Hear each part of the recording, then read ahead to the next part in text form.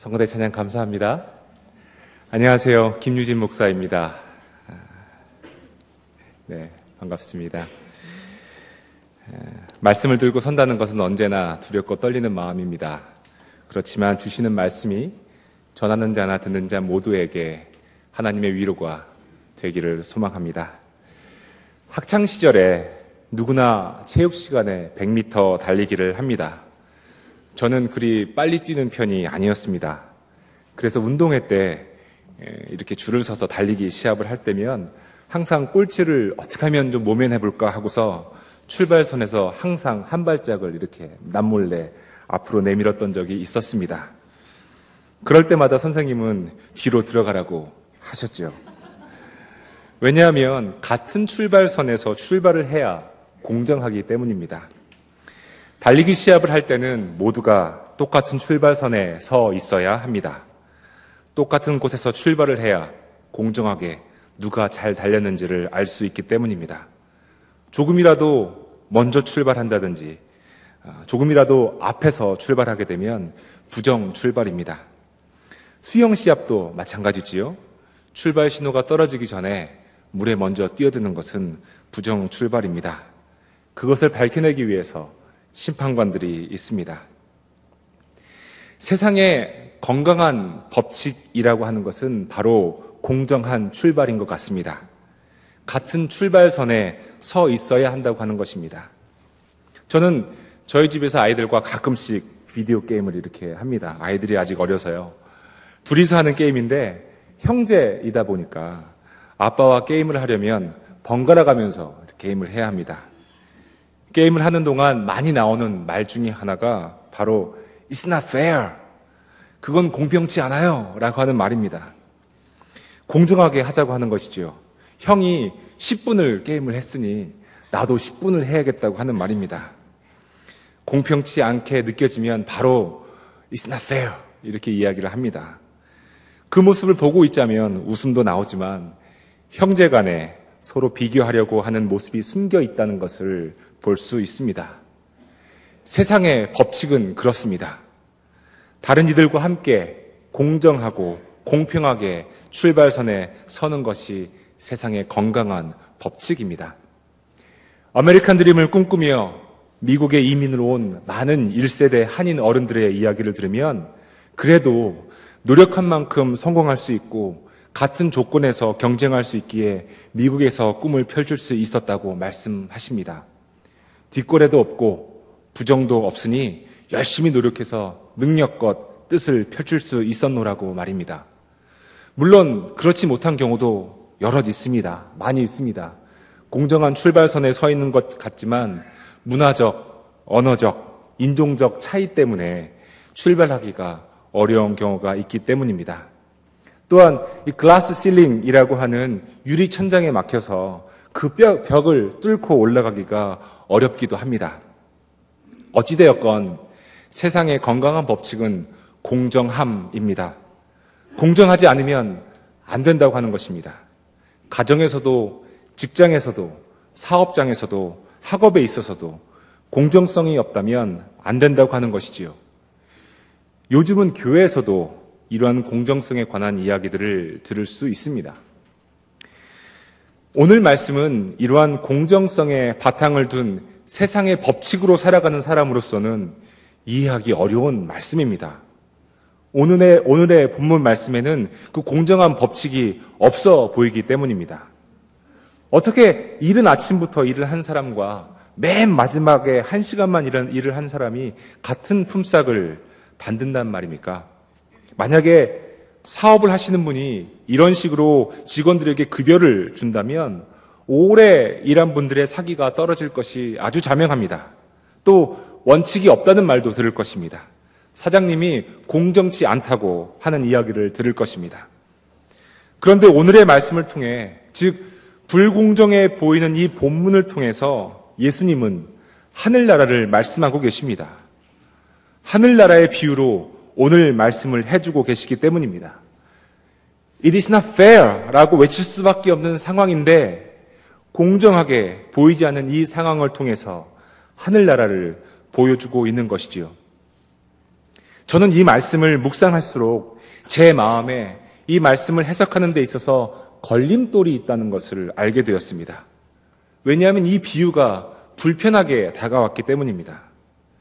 세상의 상식으로 보자면 이른 아침부터 일한 사람의 불평이 일리가 있어 보입니다. 그런데 이 말씀에 대한 묵상을 하면서 깨달은 것은 제가 제 자신을 이른 아침부터 일한 일꾼처럼 여겼다고 하는 것입니다. 이른 아침부터 열심히 일한 사람에 대한 감정이 저의 감정과 일치되었기 때문입니다. 그러니 불편하게 느껴졌던 것이지요. 마지막 절에 꼴찌가 첫째가 되고 첫째가 꼴찌가 될 것이라고 하신 말씀도 자기 자신을 첫째라고 느끼시는 분들에게는 불편하게 다가오는 말씀일 것이고 자기 자신을 꼴찌라고 느끼시는 분들에게는 감사로 다가오는 말씀입니다. 우리 가운데 몇 분이나 첫째라고 느끼시는 분이 계시는지는 모르겠지만 그분들에게는 불편한 말씀이라고 하는 것입니다. 제가 그러했던 것처럼 말입니다. 그런데 가만히 생각해 보면 이 비유의 이야기가 저를 불편하게 한 것이 아니었습니다. 제 마음이 저를 불편하게 했던 것이지요. 이야기가 문제가 아니라 제 마음이 문제라고 하는 것입니다. 걸림돌이라고 말씀을 드렸지만 사실은 내가 첫째, 내가 처음부터 일한 사람, 나는 고생하고 노력한 사람, 찌는 더위 속에서도 지치지 않고 열심히 일한 사람이라고 하는 마음이 은연중에 제 안에 있었고 그 마음이 자부심을 넘어서 다른 사람과는 다르다고 하는 교만함으로 자리를 잡고 있었기 때문입니다. 저도 모르게 신앙적 우월주의에 빠져 있었던 것이지요. 더 많이 받아야 할 것이라고 아주 은연중에 생각하고 있었던 것입니다. 제 노력의 대가에 비해 다른 사람들은 나보다 노력하지 않았는데도 동일한 은혜를 받는다는 것에 대한 교만한 마음을 품었던 것입니다. 내가 처음 온 사람, 내가 첫째라고 생각했을 때 이미 제 안에는 다른 사람들보다 우위에 서려고 하는 교만함이 싹트기 시작했던 것입니다. 오늘 말씀을 통해 우리는 하나님의 자비하심과 은혜를 볼 수 있습니다. 누구에게나 동일하게 주시는 하나님의 자비하심을 말씀을 통해 볼 수 있기 때문입니다.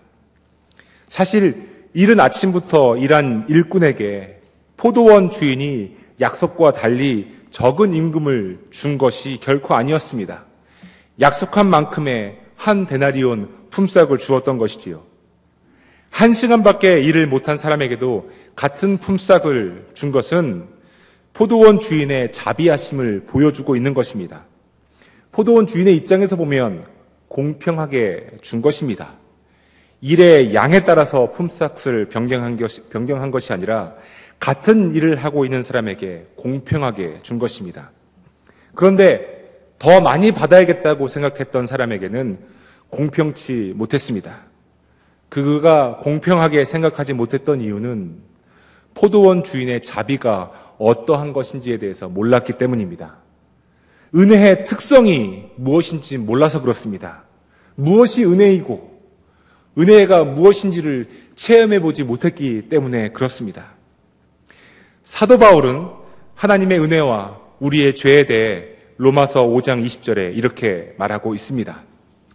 율법은 범죄를 증가시키려고 끼어 들어온 것입니다. 그러나 죄가 많은 곳에 은혜가 더욱 넘치게 되었습니다.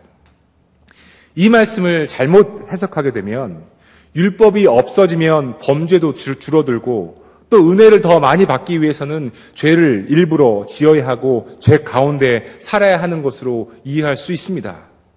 그러나 이 말씀은 율법이 있는 만큼 무엇이 죄인지를 알게 된다는 말입니다. 또한 죄의 양만큼 은혜가 많다는 것이 아니라 하나님의 은혜는 죄가 많건 죄가 적건 동일하게 차고 넘친다는 것을 의미한다고 보아야 합니다. 그러니 이 말씀을 바꾼다면 이렇게 바꿀 수가 있습니다.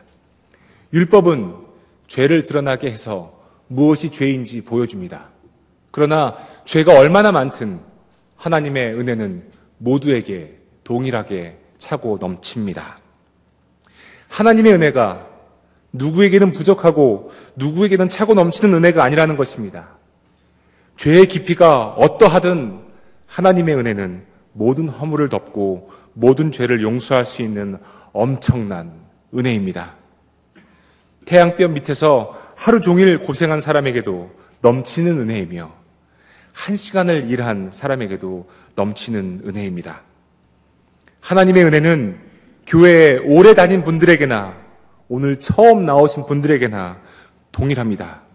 신앙의 횟수로 하나님의 은혜가 달라지지 않는다는 것입니다. 하루 종일 일한 품꾼이나 마지막 1시간 일한 품꾼이나 한 데나리온의 은혜는 동일했습니다. 더 많이 받을 은혜도 없고 더 적게 받을 은혜도 없습니다. 마지막 1시간을 일한 품꾼의 입장에서는 이보다 더 감사한 일이 없는 것이지요.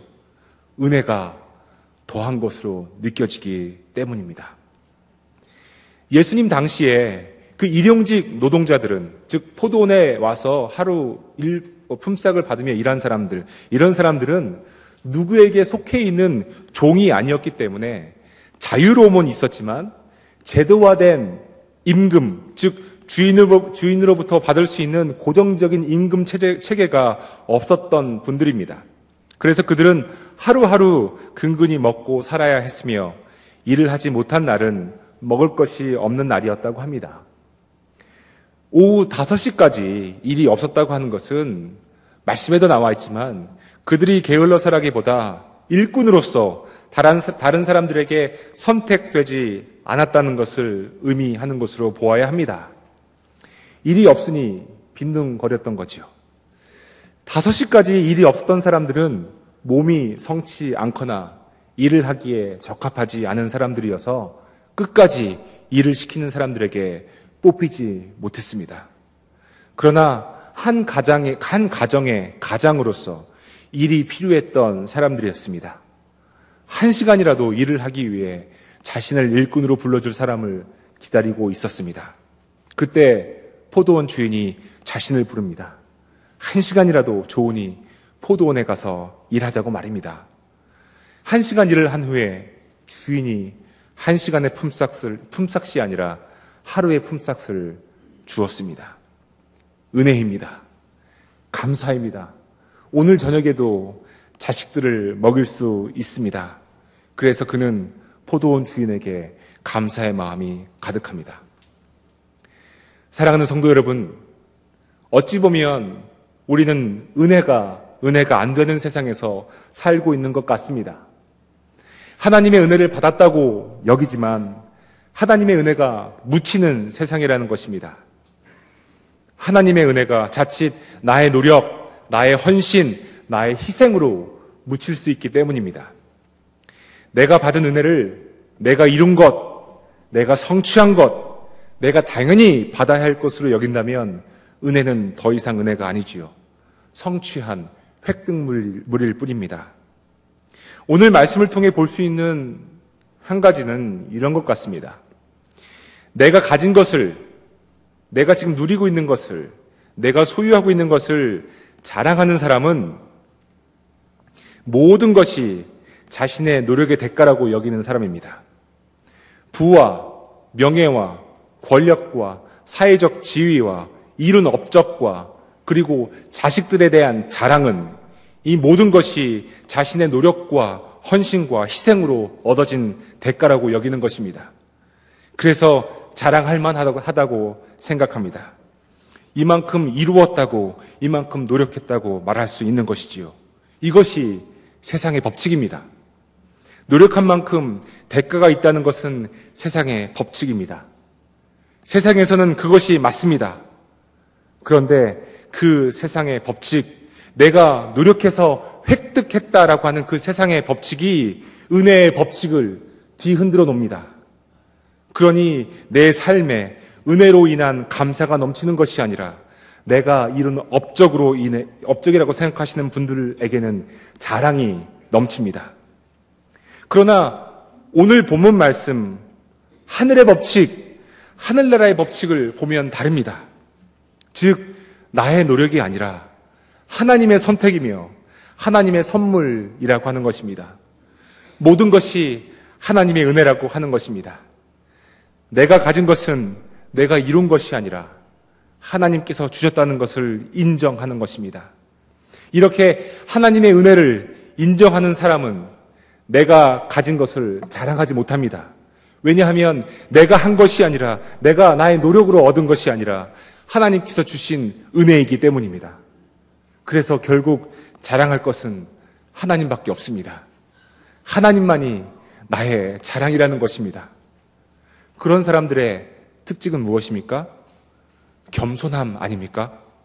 내 것이 아니니 가진 것을 자랑할 수 있는 것이 아니라 그것을 주신 분을 자랑하는 것이 맞습니다. 내가 아니라 그분이 중심인 것이고 그것이 바로 겸손입니다. 그런데 받은 한 달란트를 나의 노력과 비교해 볼 때, 아니 1시간 동안 일한 사람의 품삯과 비교해 볼 때 부족하다고 느낍니다. 그것이 우리입니다. 우리가 그렇다라고 하는 것입니다. 주신 은혜에 감사를 모르고 다른 이와 비교해서 내 것이 큰지 내 것이 큰지를 본다고 하는 것이죠. 오늘 본문 말씀은 하늘나라의 비유입니다. 비유의 말씀을 통해 하늘나라가 어떠하다는 것을 다 보여줄 수는 없지만 하늘나라의 한 일부는 보여주고 있는 것 같습니다. 주목해서 보아야 할 구절이 바로 1절인데요. 1절에 이렇게 되어 있습니다. 하늘나라는 자기 포도원에서 일할 일꾼을 고용하려고 이른 아침에 집을 나선 어떤 포도원 주인과 같다. 저 말씀을 축약하고 짧게 줄이자면 이렇습니다. 하늘나라는 어떤 포도원 주인과 같다. 마태복음 18장에 나오는 불의한 종의 이야기도 하늘나라의 비유인데 18장 23절을 보면 이렇게 되어 있습니다. 그러므로 하늘나라는 마치 자기 종들과 셈을 가리려고 하는 어떤 왕과 같다. 자, 저 말씀도 축약하고 줄이면 이렇습니다. 하늘나라는 어떤 왕과 같다. 사랑하는 성도 여러분, 저는 하늘나라가 어느 장소인 줄만 알았습니다. 하늘나라가 어느 시기에 임하는 왕국인 줄만 알았습니다. 그런데 오늘 주시는 하늘나라의 비유를 통해서 예수님께서는 하늘나라는 어떤 사람과 같다라고 말씀하십니다. 하늘나라가 어떤 사람과 같다라고 하는 말씀을 생각해 보십시오. 저도, 여러분도 하늘나라가 될 수 있습니다. 빚을 탕감해 주었던 왕과 같이 똑같은 품삯을 넉넉히 주었던 포도원 주인 같이 우리도 하늘나라가 될 수 있습니다. 은혜가 있는 곳이 하늘나라입니다. 은혜가 베풀어지는 곳이 바로 하늘나라입니다. 우리가 하늘나라입니다. 하늘나라는 이곳 저곳이라고 하는 장소에 있는 것이 아니었습니다. 하늘나라는 너희 안에 있다라고 말씀하신 주님의 말씀은 진리입니다. 감당할 수 없는 은혜를 받은 우리는 하늘나라를 살아야 합니다. 이른 아침부터 일한 일꾼처럼 나와 다른 사람을 비교하는 것으로 받은 은혜를 잃어버리지 말아야 합니다. 첫째로 왔다고 생각을 했는데 꼴찌가 되는 일이 없도록 은혜를 잃어버리지 말아야 합니다. 하늘나라는 포도원 주인과 같습니다. 저는 우리 모두가 하늘나라 같이 되기를 소망합니다. 동일한 은혜, 넘치는 은혜가 있을 때 우리는 하늘나라입니다. 우리가 이 땅에서 하늘나라를 사는 것입니다. 내가 이룬 것을 자랑하는 세상의 법칙이 아니라, 내가 성취한 것을 자랑하는 세상의 법칙이 아니라, 내가 가지고 있는 것을 자랑하는 세상의 당연한 법칙이 아니라, 오직 하나님의 은혜로 살아간다고 하는 그 하늘의 법칙이 오늘도 우리를 하늘나라에 살게 하는 줄 저는 믿습니다. 우리 교회에서 하는 여러 가지 사역들 가운데 양로원 사역이 있습니다. 리우드라고 하는 그 양로원에 가서 사역을 합니다. 저는 한 달에 한 번씩밖에 못 가지만 매주마다 가셔서 사역하시는 우리 교우분들이 계십니다. 그곳은 치매에 걸리신 할아버지, 할머니들이 아주 많이 계십니다. 한 달에 한 번 성찬식을 집례하려고 가는데요. 주님의 살과 주님의 피가 무엇인지 모르시는 분들이 대부분입니다. 이렇게 띄어서 주님의 살입니다, 주님의 피입니다 드려도 자기 손으로 받지 못하시는 분들도 많이 계십니다. 그래서 입에 넣어드리기도 합니다. 그런 곳이지만 저는 그곳에서 하나님의 동일한 은혜를 체험합니다. 하나님께서 주시는 은혜는 똑같습니다. 치매에 걸리지 않은 봉사자들도, 치매로 힘들어하시는 분들도 똑같이 하나님의 귀한 자녀들입니다. 똑같이 한 데나리온씩 하나님의 은혜가 차고 넘칩니다. 하늘나라가 어떤 사람과 같다면 저는 그곳에 계신 분들, 그리고 그곳에서 봉사하시는 사역자들이 하늘나라라고 저는 생각합니다. 누가 더 많이 받았는지, 누가 덜 받았는지 신경 쓰지 않습니다. 그저 주신 은혜에 감사하며 삽니다. 섬기시는 분들도, 섬김을 받는 분들도 내가 이룬 업적, 내가 가지고 있는 것을 자랑하지 않습니다. 모두가 은혜이기 때문입니다. 섬기는 것도 은혜이고 섬김을 받는 것도 은혜이기 때문입니다. 섬김을 받는 분들이 부담스러워하지 않습니다. 왜냐하면 섬김도 봉사자들로부터 나오는 은혜가 아니라 하늘로부터 오는 은혜이기 때문입니다. 그래서 섬김을 받는 것이 부담이 아니라 감사입니다. 누군가 우리를 섬길 때 부담이라고 느낄 때가 있지 않습니까? 그분들은 그것이 부담이 아니라 감사입니다. 섬기시는 분들도 마찬가지입니다. 의무감으로 꼭 해야 할 일이기 때문에 하는 것이 아니라 하늘로부터 받은 은혜가 그저 자연스럽게 흘러 넘치는 것입니다. 그러니 봉사한다고 우쭐대지 않습니다. 봉사할 수 있는 기회가 있고 섬길 수 있는 기회가 있는 것만으로도 감사가 넘칩니다. 사랑하는 성도 여러분, 모두가 하나님의 은혜이기 때문입니다. 첫째가 꼴찌가 되고 꼴찌가 첫째가 될 수 있습니다. 받은 은혜를 잃어버리고 마치 내가 이룬 것처럼 생각할 때 은혜는 사라지고 하나님 앞에서 꼴찌가 됩니다. 그러나 자격 없는 내가 엄청난 은혜, 그 구원의 은총을 받았다는 것을 알면 꼴찌가 첫째가 됩니다. 자격 없는 우리가 그렇게 되었다는 것을 깨닫게 되면 1시간밖에 일하지 못한 내가 그 똑같은 동일한 은혜를 받았다는 것을 깨닫게 되면 꼴찌가 첫째가 되는 것입니다. 저는 우리 와싱턴 한인교회 모든 성도님들께 꼴찌가 첫째가 되는 은혜 가운데 거하기를 소망합니다. 포도원 주인처럼 나누고 실천하는 삶을 통해 하늘나라를 사는 분들이 되기를 간절히 소망합니다. 은혜로 사는 사람은 손해볼 수 있는 사람입니다. 하늘의 은혜로 사는 사람은 지면서 살 수 있습니다. 꼭 이기려고 하지 않습니다. 하늘의 은혜로 사는 사람은 받은 것이 적다고 불평하는 것이 아니라 받은 것을 나눌 수 있는 사람입니다. 하늘의 은총을 입고 사는 사람은 세상을 향해 공정함의 법칙보다 앞서는 것이 은혜의 법칙이라고 보여주는 사람들입니다. 그래서 세상을 따뜻하게 하는 사람들입니다. 하늘의 은혜 때문에 감격하며 사는 사람은 소유의 정도나 상황에 관계없이 감사함으로 사는 사람들입니다. 한 데나리온이 어떤 사람에게는 불공정한 것으로 보일지라도 한 데나리온은 모두에게 주는 공평함이며 부족함이 아니라 차고 넘치는 하나님의 동일한 은혜입니다. 이러한 하늘의 법칙, 이러한 은혜의 법칙을 따라 사는 사람은 하늘나라를 사는 사람들입니다. 또한 하늘나라를 사는 사람들이 모여있는 곳이 교회입니다.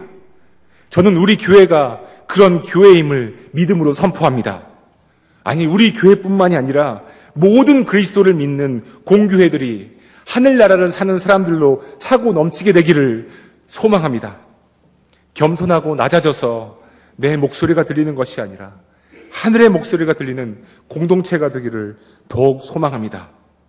노력의 대가가 아니라 값없는 은혜로 살아갈 때 우리는 하늘나라를 살게 됩니다. 하늘나라를 살자고, 이제 이 땅에서 하늘나라를 살자고 주님께서 말씀을 통해 우리에게 권면하고 계십니다. 이 땅에서도, 우리의 삶에서도 하늘나라를 살 수 있다고, 은혜로 사는 삶이 하늘나라를 사는 삶이라고 오늘 우리에게 말씀하십니다. 사랑하는 성도 여러분, 이 땅에서도 하늘나라를 사는 저와 여러분이 되기를 간절히 소망합니다. 노력의 대가가 아니라 하늘의 은혜로 살아갈 때 우리는 분명 하늘나라를 사는 것입니다. 이 시간 함께 기도하기를 소망합니다. 내가 이 땅에서 하늘나라를 살고 있는지, 하나님의 은혜에 감격하여 살고 있는지, 아니면 내가 여전히 내 마음에 불평과 불만, 혹은 내가 이룬 것을 자랑하며 살고 있는 것은 아닌지, 우리 각자 자신을 돌아보며 하나님 앞에 다시 한번 결단하는, 말씀을 붙잡고 결단하는 기도가 있어야 하겠습니다. 함께 기도하겠습니다. 아버지, 주시는 은총과 은혜 가운데 거하게 하여 주시옵소서. 내 마음에 하나님의 은혜로 자고 넘치게 하여 주시옵시고, 하나님의 사랑으로 자고 넘치게 하여 주시옵시고, 하나님의 사랑과 은혜 가운데 협력할 선을 이루는 놀라운 은혜로 함께 하여 주시옵소서. 하나님 바라와 기도합니다. 아버지 인도하옵소서. 말씀드리겠습니다. 아버지 하나님 인도하옵소서. 내가 받은 것이 다른 사람 같다. 아버지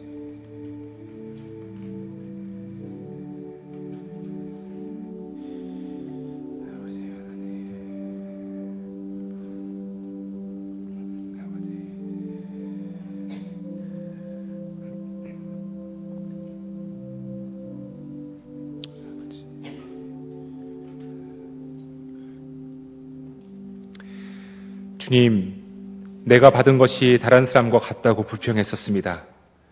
이렇게 많은 일을 하고 있고 많은 사역을 하고 있었는데 나보다 적게 일한 사람과 왜 같은 품삯을 받는지 이해할 수 없었습니다. 하지만 하늘의 법칙, 은혜의 법칙을 보니 저에게 주신 한 데나리온도 은혜의 힘을 보게 됩니다. 남과 비교하지 않게 하시고 포도원 주인처럼 하늘나라를 사는 저희들 되게 하옵소서. 나의 노력도 하늘의 은혜와 비교해 볼 때 아무것도 아니라는 것을, 나의 헌신도 구원의 은총으로 비교해 볼 때 아무것도 아니라는 것을 알게 하옵소서. 그래서 세상의 것 자랑치 말게 하시고 오직 받은 은혜를 통해 하나님을 높이는 저희들 인생 되게 하시고 은혜로 사는, 하늘나라를 사는 저희들 되도록 인도하여 주시옵소서. 예수님의 이름으로 기도드립니다. 아멘.